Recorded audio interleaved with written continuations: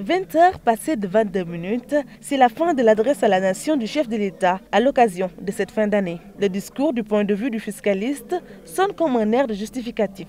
On l'a entendu parler de DER, de projets, on l'a entendu même dire qu'il y aura assez d'aéroports dans le pays. Ce n'est pas une vision, mais on est toujours dans l'opérationnel, dans le quantitatif. Or, un président de la République, son temps, surtout au 31 décembre, doit être le temps de la prospective, le temps de l'ambition. Et c'est donc pour moi une grande déception. Le docteur Abdoulaye Niane note beaucoup de manquements de la part du président. Il s'attendait à ce que le chef de l'État revienne sur l'état de droit, l'un des points essentiels de la démocratie, dit-il. Il n'a mentionné en aucune façon les éléments qui consolident la démocratie sénégalaise. Quid du calendrier électoral?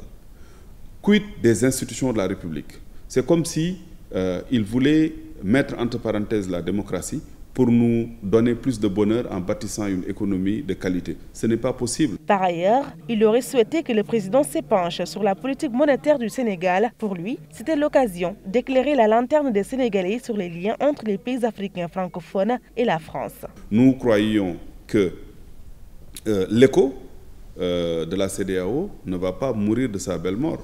Mais à l'entendre parler, il ne fait même pas référence à ce qui peut nous sortir de l'ornière. Donc on passe à côté.